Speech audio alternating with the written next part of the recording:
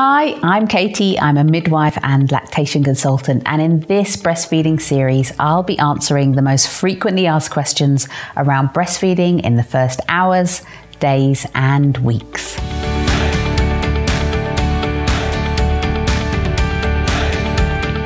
Most babies find and attach onto the breast by themselves within the first few minutes or hour after birth. But for some babies, this doesn't always happen. This may be due to the gestational age of your baby, for example, born before 38 weeks, the type of birth that you have both had, or the medications used during the labour. All of which may make your baby quite sleepy for the first few hours or days in some cases. Of course, they eventually want to wake up and feed, and feed, and feed, but it might take a day or two for breastfeeding to get going. So why am I talking about this, and why is it important? During the first hours and days, babies are designed to latch onto your breast and suck frequently, not only for them to get your colostrum, but this also switches on the milk-making cells in your breast. Each time your baby feeds, it rapidly increases the hormone prolactin, circulating in your blood, and signals to the milk-making cells to start building a good milk supply for now and in the future. In the early days, you are laying down the foundations to enable you to keep making a good milk supply for your baby. So breastfeeding early, frequently, and effectively is vital to ensure all mums have a good opportunity to make sufficient milk. But what happens if your baby is unable to breastfeed frequently in these early hours and days? We have seen from the research that if babies do not feed frequently and effectively in this critical time point, their mothers are less likely to make enough breast milk to be able to exclusively breastfeed their baby. This is why it's really important for anyone whose baby is not yet able to breastfeed well in the first few days to start stimulating the milk-making cells through other techniques.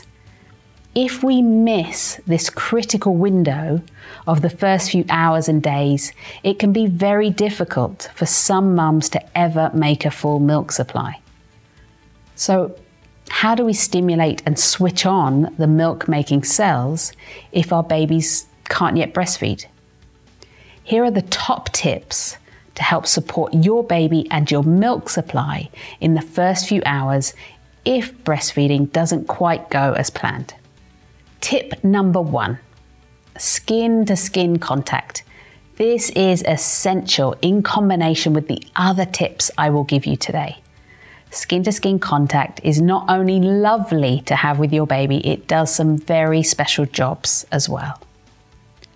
Holding your baby in skin-to-skin contact helps release the hormone oxytocin, known as the love hormone. This hormone helps to reduce stress levels in both mums and babies. Oxytocin helps to contract your uterus and helps reduce your bleeding after birth. It's the main hormone which pushes the milk down through your milk ducts. I like to think of oxytocin as the waitress. She delivers the milk to your baby. Skin-to-skin contact offers your baby the opportunity to breastfeed more frequently or to start breastfeeding. Holding them close to your breasts allows your baby to smell your milk and utilize their natural instincts to find the breast and feed. Holding them in skin-to-skin contact means that mums learn their baby's feeding cues much sooner, and that helps with keeping babies calm around the breast when it's time for a feed.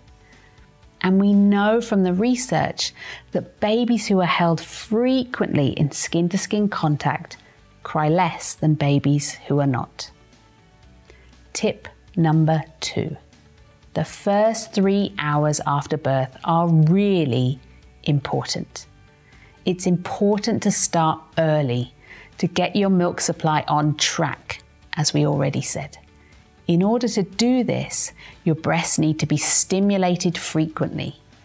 Normally, this would occur by your baby feeding around 8 to 12 times in 24 hours.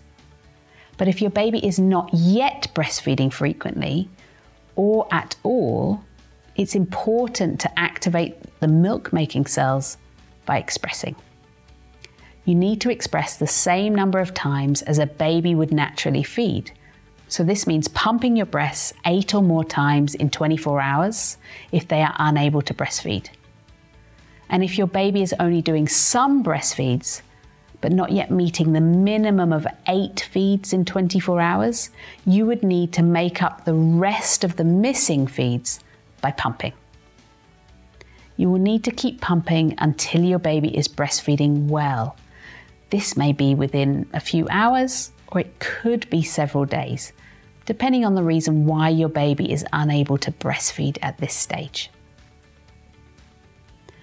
Once your baby is breastfeeding well, you should no longer need to be expressing and instead just breastfeed. Enjoy your baby and listen to their feeding cues. They will likely show signs of wanting to feed between 8 to 12 times every 24 hours. That's quite a lot, but very normal. So, tip number 3, how to express. Be the baby. Do everything they would. Massage your breasts and nipples with your hands gently before expressing. Express frequently using a breast pump. Hand express for a few minutes after pumping. And remember, it's very normal to see very small amounts of colostrum in the first day or two. The milk volume will rapidly increase once your milk comes in. And be sure to collect all your wonderful colostrum to feed to your baby. Over the next few days and weeks, you and your baby are gaining confidence together to get breastfeeding on track. Never be frightened to reach out for more support. And please never feel like you're the only person out there who is finding some aspects of breastfeeding difficult at the beginning. Like anything new, sometimes it just takes time to learn and to feel more relaxed with it in the beginning.